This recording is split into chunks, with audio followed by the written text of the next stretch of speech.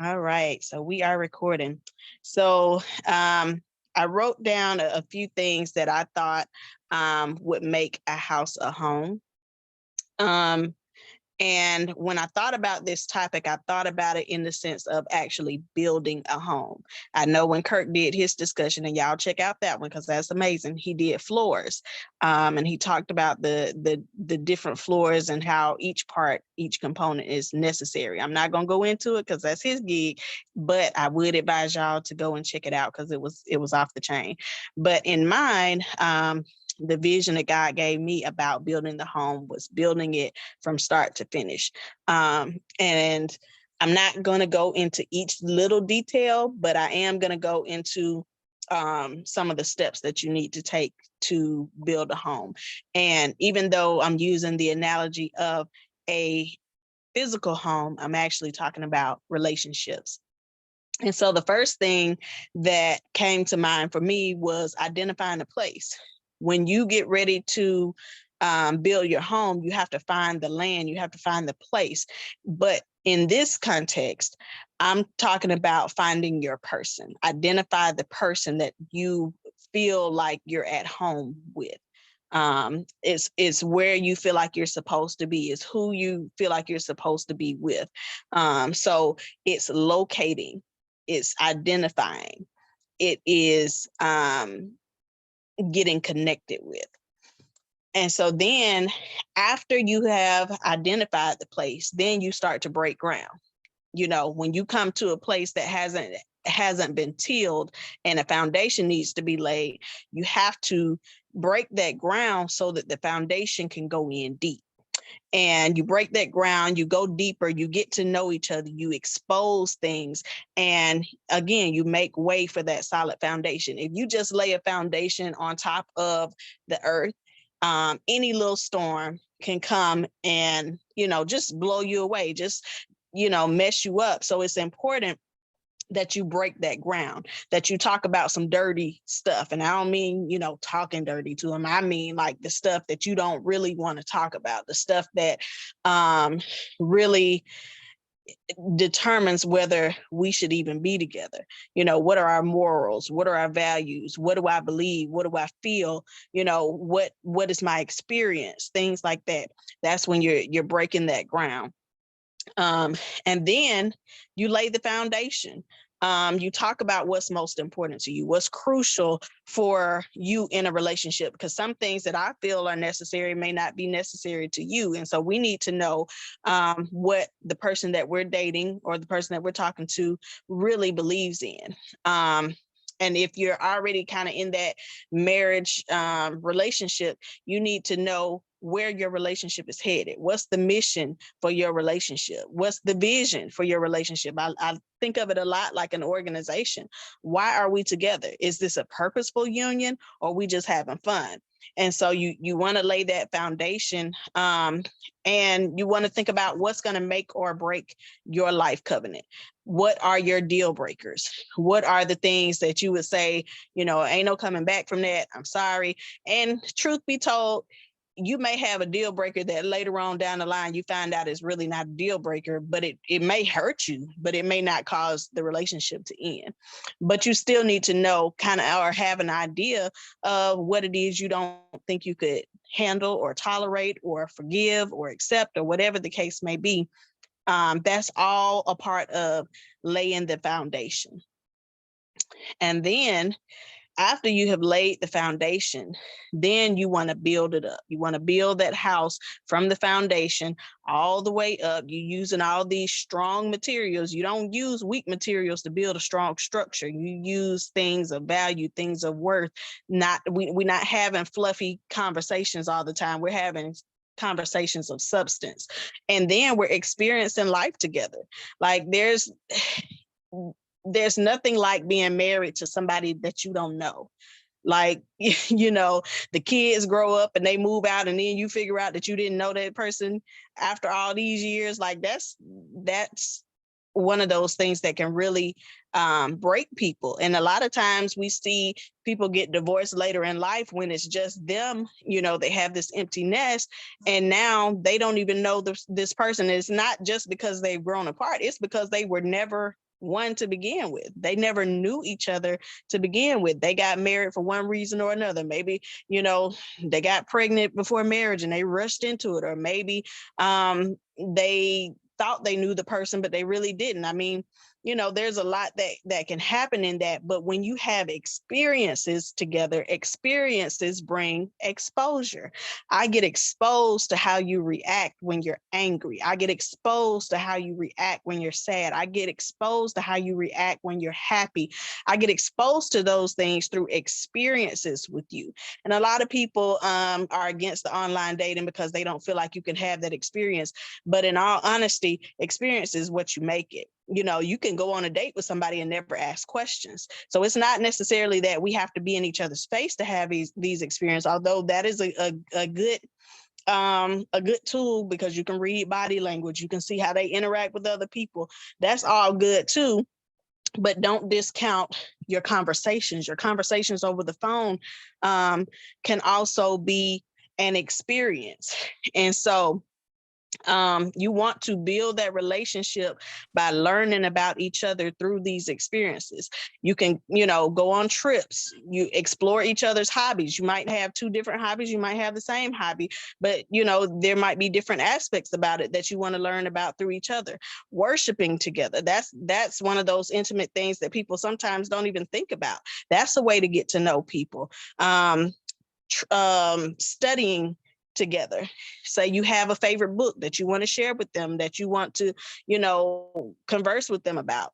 Study together, set goals together, see how they, how they plan and how they execute, things like that.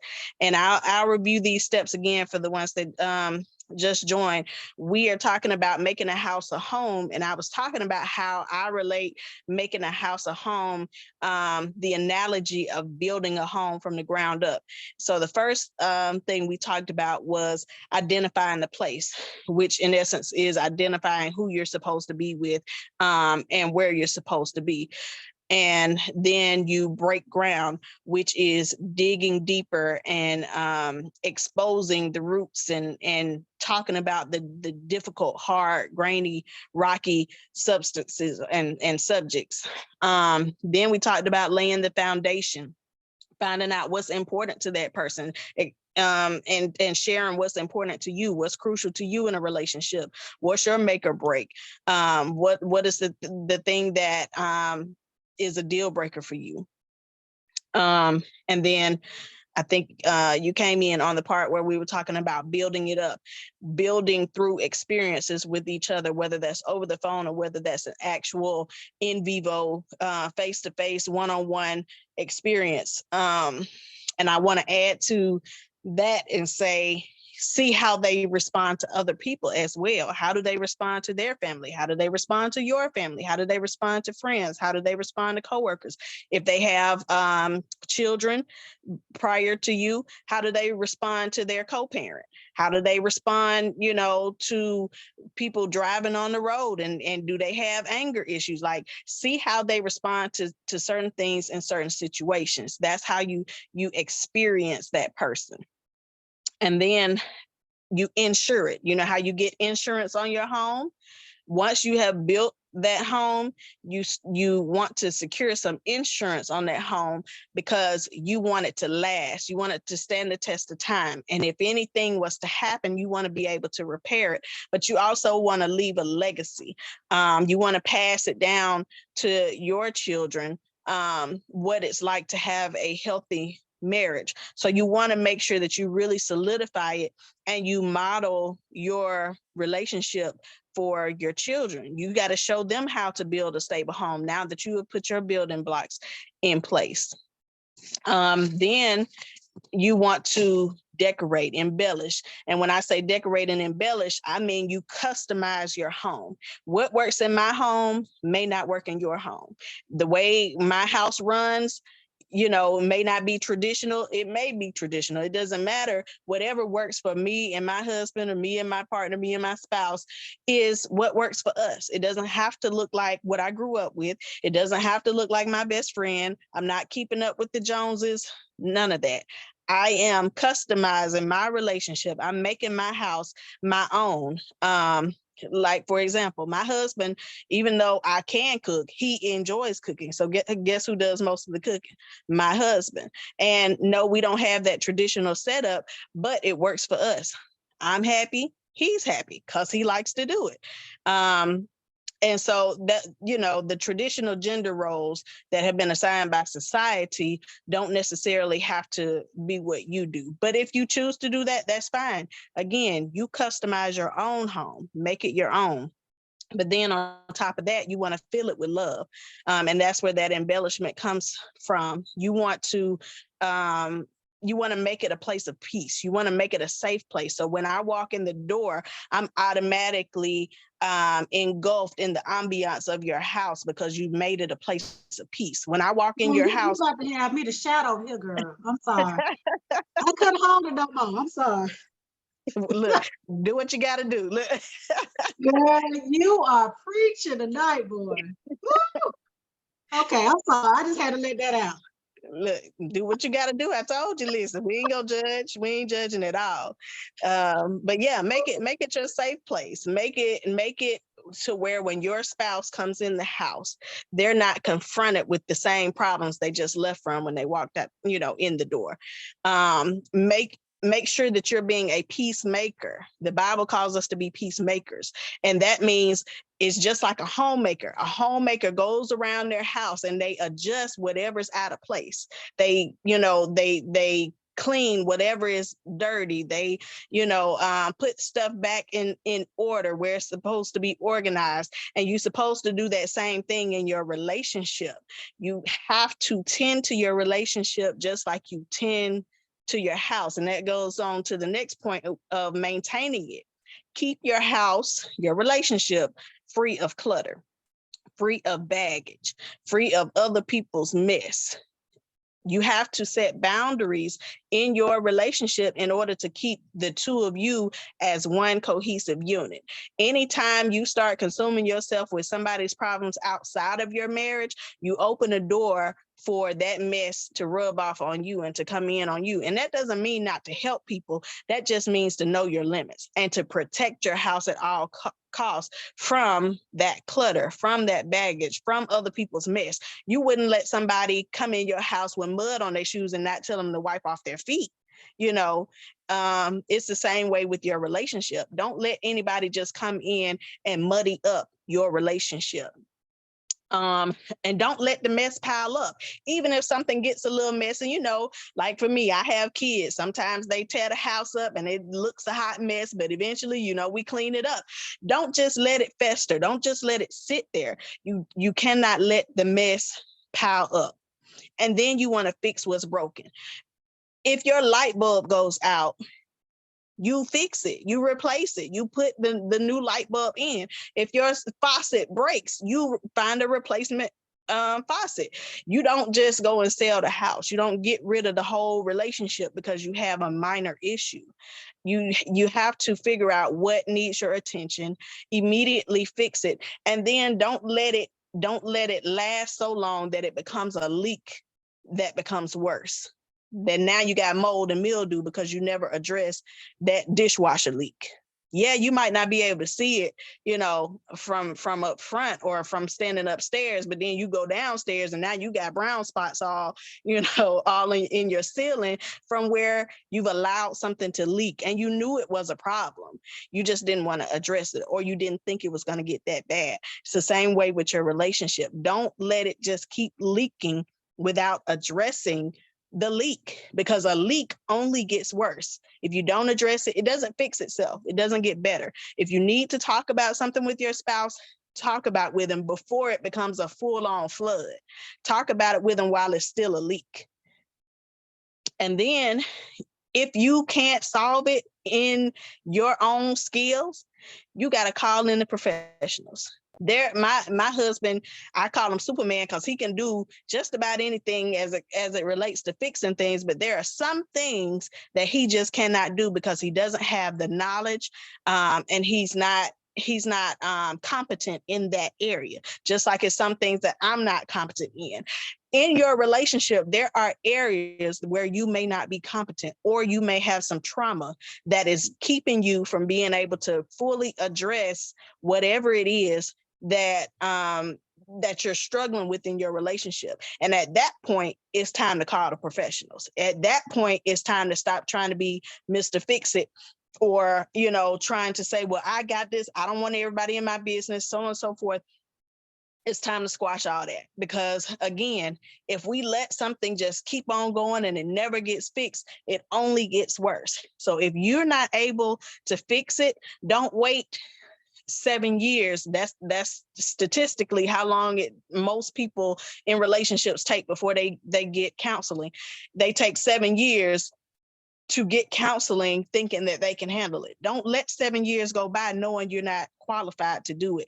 Have some discernment, have some humility, and call the professionals if you need to. Now, if you're like me and you're a Christian, find you a Christian counselor. Find somebody who's both Christian and has the education to go with it, or if you're not, so be it. Find somebody that has morals and thoughts that agree with yours, not just one person's, but somebody who's going to be fair to help you all process through your relationship problems. And you have to remember that you can't be a jack of all trades and a master of none in your home. Do what you can with what you know, but don't try to do it all, because there's too much value in your house, your relationship, to just let it go to a subpar job. If it's too much for you, invest in your relationship and get some help. And then number 9, build equity. If you've ever bought a home, owned a home, you know that the value grows the longer that you've had it. And I'm not saying this to say, these 40-year marriages, have been perfect or anything like that, but increase the value of your home by investing in it and maintaining it and contributing to it positively, and contributing to its longevity. Same way I'm talking about relationships. Increase the value in your relationship by investing in it. Spend time learning about your partner or your spouse. Spend money, on your spouse. Some people's love language is gifts, and even if it's not, sometimes you got to spend money to get some quality time. You might need to pay a babysitter, whatever the case may be. Invest in your relationship. This is your life partner. And a lot of times we don't want to spend money on things like this because we don't see the immediate value of it. But it's just those little deposits that you're putting in that's going to eventually add up and give you a quality relationship. And like I said before, you have to maintain it. When you have a well-maintained house, you have more equity, and I'm talking about relationships still. You have more equity when you maintain your house and you don't just fix things when things are bad. Don't wait till it gets bad. Make sure that you have a plan in place for how you're going to maintain your relationship, and make sure that your contributions to your relationship and your house, your home, is positive, for the longevity of the home. Make it where nobody's in a rush to get out of the relationship.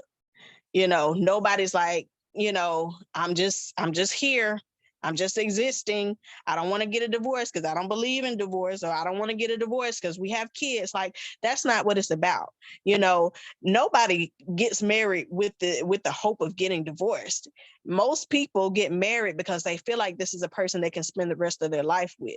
But you have to put in the work in order for that relationship to really last. And both people have to be willing to put in the work, because one person might be putting in all the work and then they get all burnt out, and then you have the other person that's just kind of dragging along and they're pulling the other person down. You need both people putting in and contributing to build the equity of your relationship.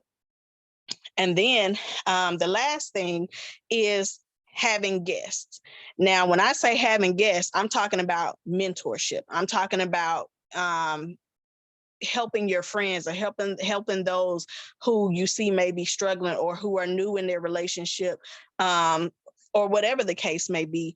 If you choose to let anybody in on your relationship, like if you choose to share something with them that the rest of the world may not know, first of all, it has to be time limited. They don't need to be in your business long term, because there needs to be an intimacy between you and your spouse. It's good to share pointers, but you don't have to have them in on everything all the time. And then let it be somebody that you really want in your home. And when I say that, if you wouldn't let them come in your physical house, they don't need to be in your relationship. If that makes sense. If I wouldn't invite you into my house, into my home, I shouldn't be inviting you into the intimate details of my relationship. And again, even that still has limits. And then you share what you've learned that will help, but that doesn't mean you harm your own relationship in the process. And by that, I mean, this is not a time to bash your spouse. This is not a time to vent about all the things that they did wrong and y'all, quote unquote, recovered from. This is not a time to snitch your partner out. This is a time, if your partner wants to share, some of the things that they did that negatively impacted the relationship, that's on them. But it's not the time to throw your partner under the bus. And I'm not saying be fake. I'm not saying that you can't help people by telling the truth, because people need the truth in order to prepare them. But what I am saying is, don't be so caught up in trying to, quote unquote, help somebody or trying to tell your side of the story that you're destroying your partner or your spouse in the meantime. So make sure that in all that you're doing, everything, all these steps are really just to ensure that you build a home on a firm foundation that is stable and that will last. And so those were the points that I came up with as far as making a house a home in regards to relationships.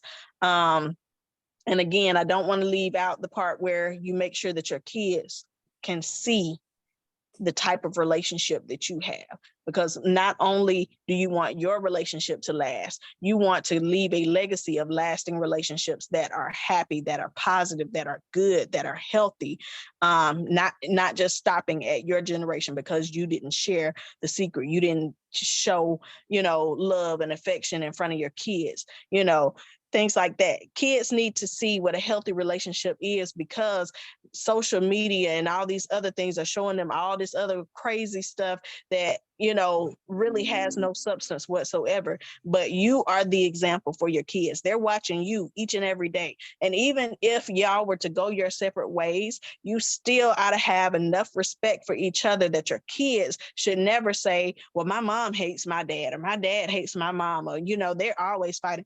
They shouldn't even see all that. They should see the respect that you have for each other, even when you're arguing, because you're not going to agree all the time. And sometimes you're going to disagree in front of the children. Like I was saying, in Eric's talk the other week, you're going to fight. Just make sure you fight fair. And when you fight fair, do it where when other people are in your presence, they see the respect oozing out, even when you're in discord, even when you're disagreeing. So those are the points. Those are the steps. I'm gonna open it up now for questions. If anybody has any about those building blocks, those steps to making your house a home, or comments, any of that. Hey, can you hear me? Mm-hmm. Oh my Lord. Listen, I don't even know what to say. I just say I'm gonna let you get through your points. I was busting over here, just keeping my composure. Travaé, when I tell you this was a masterpiece, this was I got notes, you know what I'm saying? I got notes. And matter of fact, I want to make sure that I didn't miss anything. Okay. And I know I was hearing it because I was thinking about how I was gonna flip it. So you just you just you just let me know if I'm in the right way. I mean, you're gonna recognize when you see it on social media. Mhm. You just know it's yours, okay? But just help me out because I don't want to miss none of this. So I got, you gotta break the ground. You gotta expose who you are, who that person is. You gotta talk. I love the talk dirty. And that talking dirty is like, I mean, you know what? I can talk sexual dirt, but no, but what you're saying is we got to expose the good, the bad, and the ugly. Exactly. Because if Mhm. you're gonna build something that's gonna be worth something, I need to know who you are. Mhm. And so I right now, ma'am, right now, sir, I don't need your representative. I need to know Mhm. who you is. Then Exactly. you got to lay the foundation. What's Mhm. most important? What's your, oh my Lord, what's your mission? What's your Mhm. vision? Then Yep. you gotta build it up.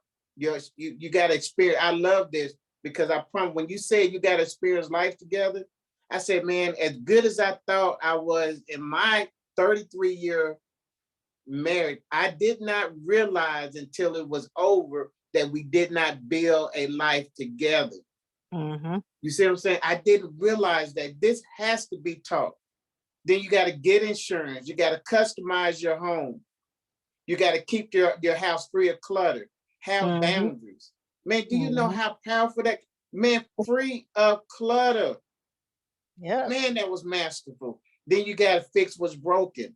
And see, this Mhm. is where, see, and you was in it because, I say, hey, you got to maintain, or it's easier to maintain. But I always say, okay, it's easier to maintain than to fix. But Mhm. but you took it to the next level because you saying if it gets to the point it's broken, it's not Mhm. over. Right. It's still not over because you Mhm. can't go and fix. Why? Because here's your next point. You said don't be afraid to call a pro. See, that's how I seen that because you like, listen, man, it's not over. Yeah, you should have been maintaining. You should have been changing the oil. You should have been checking the filter. You should have been doing that. But now Mhm. it broke down on you. But it's not, listen, you're not able to fix this because that, you know what? Yeah, you can change filters. You can change or you can do all of that, but you don't know how to replace this motor. You Mhm. need a professional. And Mhm. don't be afraid to do that. And then you got to build equity. Y'all don't understand what she said. Y'all didn't catch it. Build equity. And see, this is what I heard. Man, you're gonna have to. You want to build something to where not only to where when you need it, you can draw from it, but you can also transfer it. Mhm. Mhm. You can transfer. Listen, I'm sorry for redoing this. I'm sorry. I mean, not. I mean, I know you Don't be just sorry. said it, but I'm. It was so. I said Wait a minute. I said Hold up. I No, just repeat that, Eric. You said, what do you say about transfer? meant building equity is not only.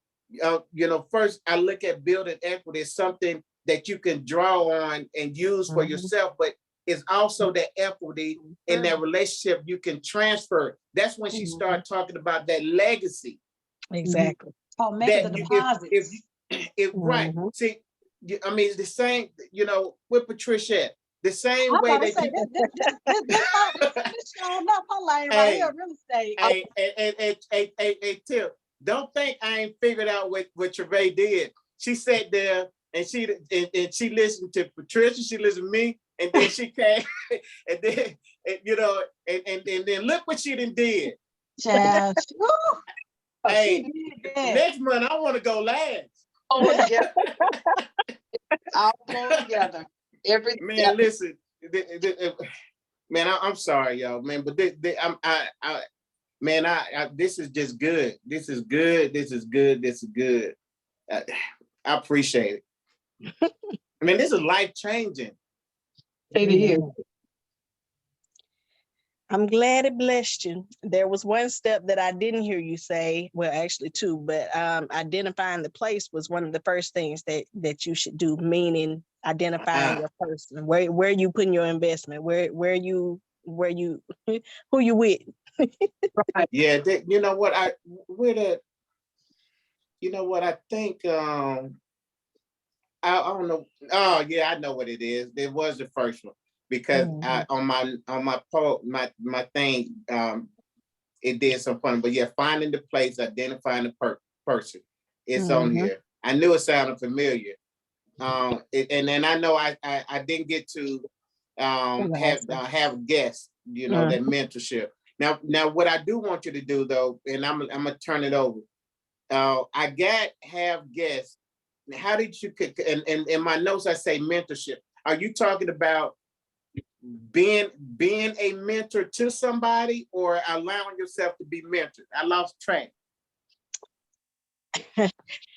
When I say mentorship and having guests, I mean they're coming into your space, meaning you're the person that is allowing them to see what you have going on, what has worked for you. Uh, Um, you're serving the meal this time, basically. that's good. That's good because see now you didn't because you didn't build you got equity now. Mm-hmm. You didn't got equity. So yes, I'm gonna show you and see this is what's important. This is why we have to have successful relationships, successful marriages, because we're not going to beat this thing. Guys, listen, I guess all of us been divorced except for Travaé. This your first marriage? Mm-hmm. Okay. I hope we don't jinx you or nothing. No, just No, kidding. no, ain't no words. Look, we got God now. We got That's God. it. You don't believe in ain't no jinx. ain't no jinx, ain't no curse. Ain't no jinx, ain't no curse. Amen. And I stand in agreement with you that. But this is what I was gonna say. And really the truth of the matter is it doesn't matter whether you married or divorced or whatever. The point is that you got an experience. But see, what I liked about how you did this is what I see is what's missing in our community. We have to not only be the ones who make it, but we also have to be the ones who's willing to go and talk to that younger couple and say, this is how we're making it. Mm-hmm. A lot of times, and I was joking with the curse because a lot of times in relationships, and I have seen this, is that, people want to say, listen, I'm not going to get out and I'm not going to say anything because this is just me and mine, and I'm just going to deal with what's going on with me. And I know everybody's different, Travaé, but what Mm-hmm. I'm saying is that at some point we got to look at it and say, if you don't do it, sir, and you've been married 50 years, then I'm stuck with I'm looking at the Cosby Show Mm-hmm. because that's the only thing I see. You know what I'm saying? Mm-hmm. I remember I was going to counseling, and when the marriage counselor said, "Well, who is your identity? Who do you identify when you look at a marriage couple?" And I guess he was expecting, or he wanted me to say, my mom, my dad, my grandparents, or something like that. But I didn't have none of that, Travay. You know what I did? I told him, I said, well, when I think about successful marriage, I think about the Cosby Show. He didn't like that. And I didn't like that he didn't like that. Mm-hmm. And because I'm like, he said, well, it's not real. And I'm like, but that's all I got. Mm-hmm. You know what I'm saying? That's Mm-hmm. all I got. And it was true because I ain't have nobody else. Everybody in my family had got married. They either passed away, or they got divorced. You know what I'm Mm-hmm. saying? And I'm talking about even the ones that I thought had the best marriages.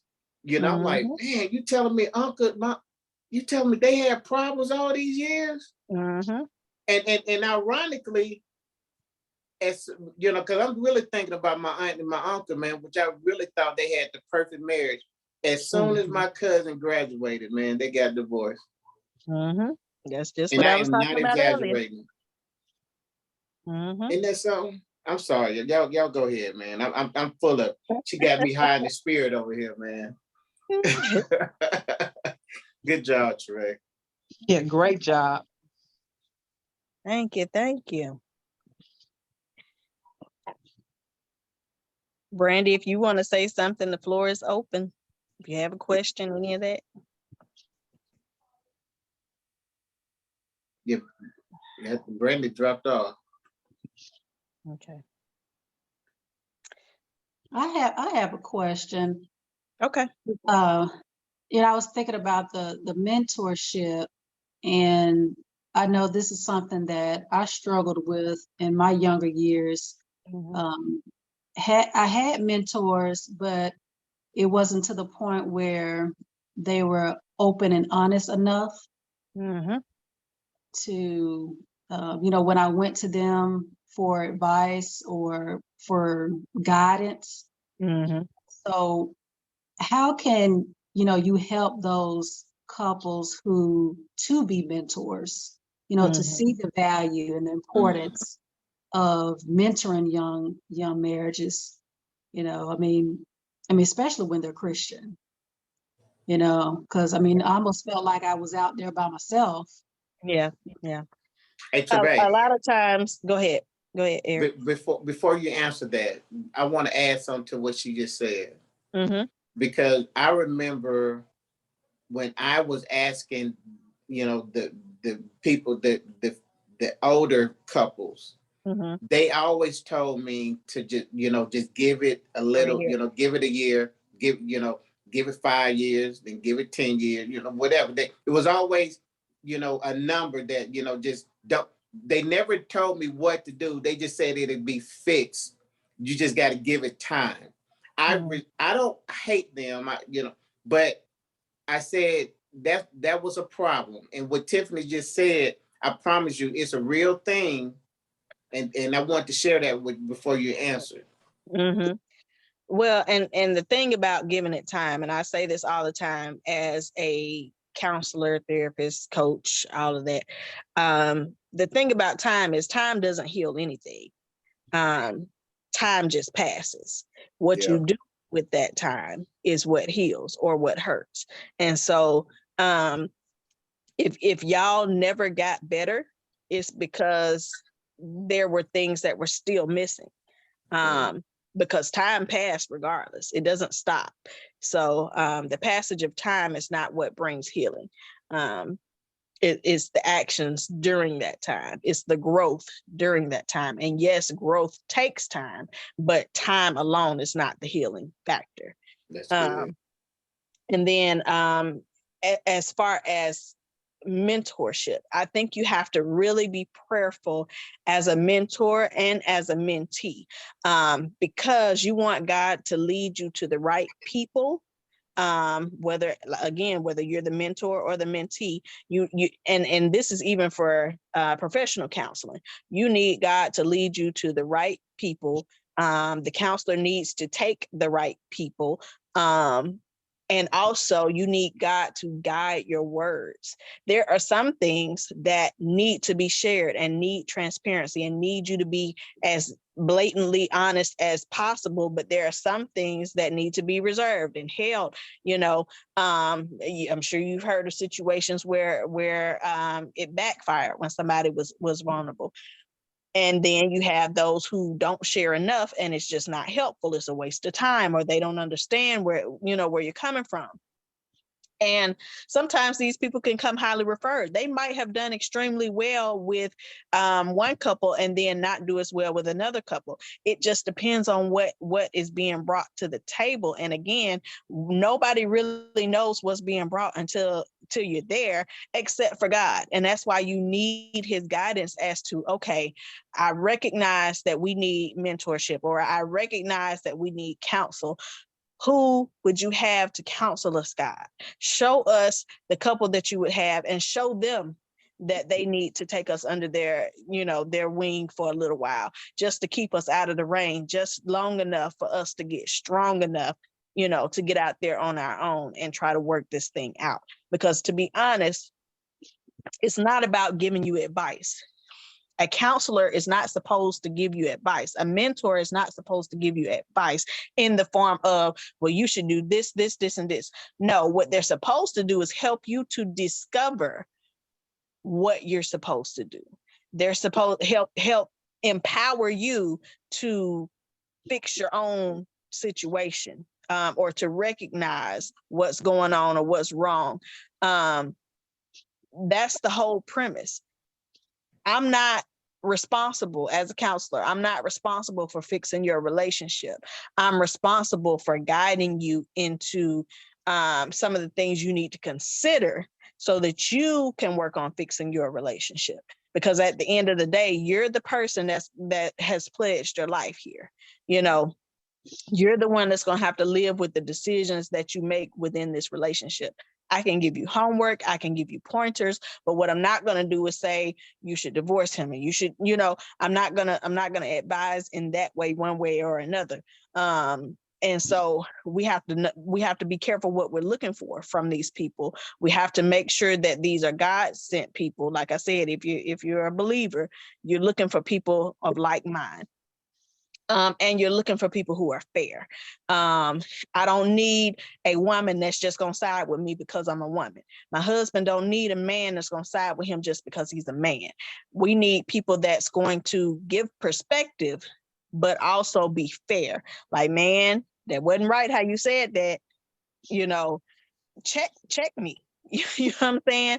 Show me where I have said something sideways, and maybe I didn't mean it that way, but that's the way it came across. Like, give me another perspective. Those are the things that you're looking for from a mentor or from a counselor. You're looking for things that will give fresh eyes and fresh perspective on what's going on in your relationship based on what God reveals to them and based on some of their experiences. Like I said, not all experiences will be the same, but if you're dealing with financial problems and I've gone through some financial problems, it might make me a little bit more understanding to what's going on in your situation. But again, it goes back to what Tiffany was saying, and I have to be transparent. I have to be open enough. We as a couple have to be open enough, if we're going to do this thing, to let the people get past the porch. Like I said, if I'm gonna let you in the house, I'm gonna let you in the house. Now, you might not go to my master bathroom. You might not go that deep off in the chambers, but you're getting access to me beyond what the outside world gets to see. Hopefully that answered both questions. If not, you can ask further. Yeah, that was good. Thank you. Mm-hmm.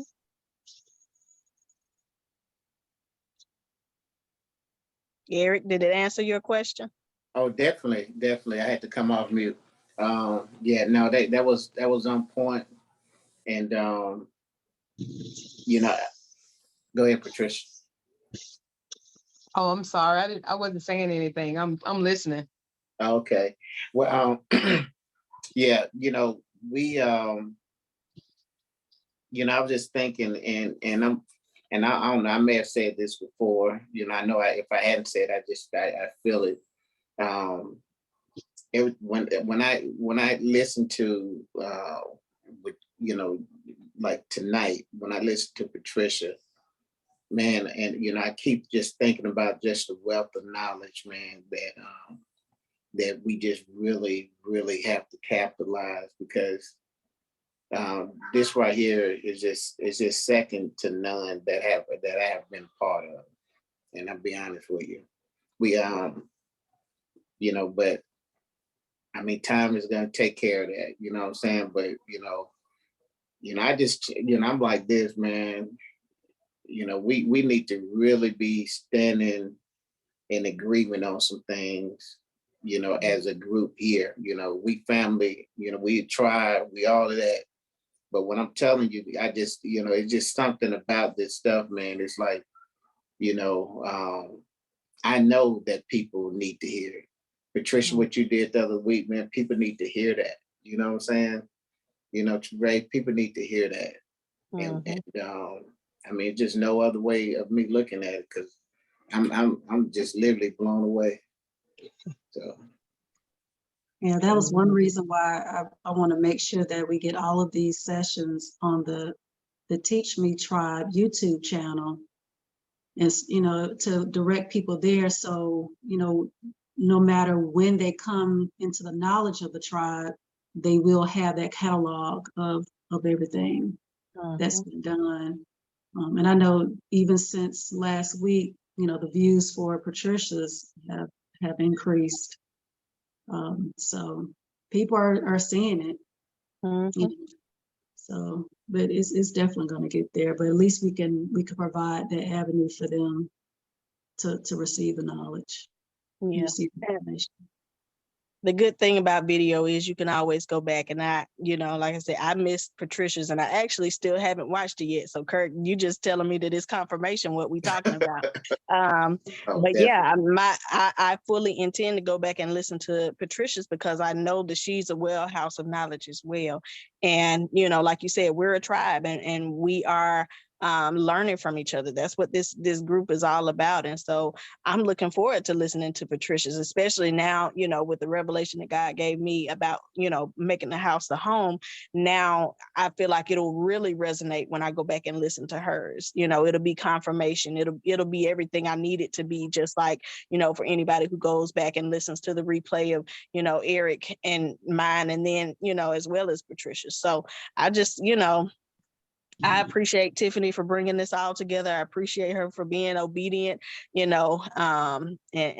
Lord, of course and I appreciate God for speaking through all of us, to say the things that we have experienced and the things that we feel like could benefit somebody else. And I thank y'all for not being selfish with the gifts that God has placed in y'all, especially you, Patricia, you helping us out, and in this investment situation. And so, yeah, I just really appreciate all of you and all of your contributions. It's been amazing to be a part of the tribe, and I appreciate the opportunity to share, as well, because people don't have to let you talk. People don't have to listen. People don't have to support, and so I'm really appreciative of all of it. Yeah. And, and Tiffany, can I make a confession to you? What's that? When that I did, it took me a while to get this vision of the house and home thing. It took me a minute, and I don't know if you remember, I kept asking you over and over, like, what, how, what? I just, but man, I see it so clearly now. And that says a whole lot about you. And you killed it, for lack of a better word, you killed it. And I appreciate it. The way you opened up this month, it just laid the foundation for Patricia to come in the second week. And she just capitalized on. It was like every week has just been a building block. And I tell you, the Holy Spirit has been moving throughout this whole month. And, that's it. That's what I wanted to say, because I'm telling you, you allowing God to use you is so important right now in this season. I'm telling you, man, don't listen, don't cut the brake line, because I don't want you slowing down for nothing. I promise you, whatever you need me to do, I'm there, because I'm telling you, God is using you right now. And I'm just glad to be, listen, I'll be your armor bearer. You know what I'm saying? So, listen, I'm not, I can humble myself and carry your sword for you. I'm telling you, because I recognize what God is doing. And that's all I'm saying, is that I recognize it. Don't stop, because and realize this, everybody ain't got to see your vision. And see, that's something that you said something, Travaé. I closed out my notes, but let me pull it up, because you was talking about, you said something, and when I thought about my book, and I said, yeah, this is correction, because I can't pull it up, but it's something about the vision that you have to recognize, even in you could start out one way, and you'll probably remember when I say this, you could start out one way, and like you and your spouse can say, hey, this is the vision, this is our mission. But we have to be careful, because we can get so tunnel vision till we still mess up. And we have to be willing, because our vision when we got married at 20 ain't gonna be the same. We may have changed our vision, or to where we have to make those mods, because, and you have to be willing to talk to your spouse and say, listen, I know this is what we talked about, but let me share some things with you, because I don't think that this is right for right now. Just have a conversation, and be willing to say, you know what? Yeah, man, the vision have changed, and it's okay. And you know what, Kirk? That sounds to me like a remodel. If we still talking about Yes, building come a on. house, let's remodel this vision to fit where we going. Yes. That's it. Remodel this mission to fit where we are. That's it. Refinance. Refinance. all of that. We cashing in. Look. That's it. We cashing in with that. Hey, what you say? That HELOC? That HELOC? Get that home equity loan. See, right, man. Listen. What you say? Yeah, home equity line. That's something I definitely learned about last week. Right. Hey, I took those with Patricia too, man. She turned me on to a new word. But man, yeah, this is it. This is it, man. She said, that's what I really wanted to get everybody to understand last week. Yeah, we're talking, in my instance, we were talking about, a brick and mortar dwelling place, but it's so important that us as individuals, our personal house, that's really what makes up the home, regardless of where we live. And when she started talking about identifying the place, that's the first thing you're going to do. You decide where you want to live, how do you want to live, what are your needs. It's just really, really, really all flowed together. Yeah, it tied in. I mean, and that's what I was saying. You tied in. You put a nice, pretty bow on what me and Patricia was talking about.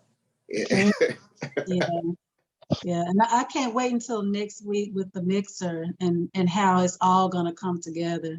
With the discussions that we have around this to close out the month. So I'm definitely looking forward to that. Well, Tiffany, what is the highest number count have we had in the mixer thus far? I want to say 5 or 6. 5 or 6. So the challenge that we have is each one of us bringing 5. That's our challenge. And I'm like literally like each one of us it's gonna bring out 5. You know what I'm saying? That's our challenge. And Tiffany gonna challenge accepted. Tiffany gonna give $100. What you said earlier? I just didn't think about 100. Not right now. Okay. God hasn't moved upon my heart to do that right now. So that ain't your ministry. Not right now, but I mean, you know what? I would love to. I'm going to be in a position where I'm going to be able to do something like that. Amen. I believe you too. I love giving to people, so yeah. So that's why I said just not right now. No, that's good, because that's the making. That's what it takes right there, is when that cheerful heart is going to be made fat. You know what I'm saying? So God is going to bless you because you're willing to be a blessing. Amen. Amen. Yeah. That's it right there. Yeah. Well, y'all, I have enjoyed this conversation. I've enjoyed the discussion. I've enjoyed the input. And I'm looking forward to, like you said, the mixer. I'm looking forward to next month and all the discussions as well. Yes. I want to do and I know we about to go, but I want to do a video where I combine the 3 shows Mm. and maybe we can do it as an intro to the mixer. You know what I'm saying? Oh, that'd be nice. Okay. Yeah. I mean, not the whole thing, but like just clips from, each one. You know what I'm saying? Mhm. Yeah, I'm gonna try to do that. If I don't do it, then y'all act like I ain't never said nothing. But listen, it's still recorded. It's Have a look. recorded. Oh, dog it. I got recorded. My bad. So you gotta We do got it. you on record saying you Yeah. gonna put this thing together. Boy, That's your Well, accountability right there. that's it. That's it. Because now you can call back to my remembrance. You're like, yeah, it was recorded. Look, in your voice with your picture. Right. Hey, I just blame it on AI. Look, nah, see, you already confessed to that too. So I mean, you got to be careful. then that I'm gonna make it happen. And on that note, I'm gonna make it happen. All right. Well, all right, y'all. Y'all have a good night. Thank y'all again for attending my TED Talk. No, I'm just kidding. But no, really, Well, thank y'all for the support. Thank you for the support. I love and y'all. thank you. Y'all have a great evening. All right. Thank Love you you. too. Good night. Thank you. Night. Bye-bye.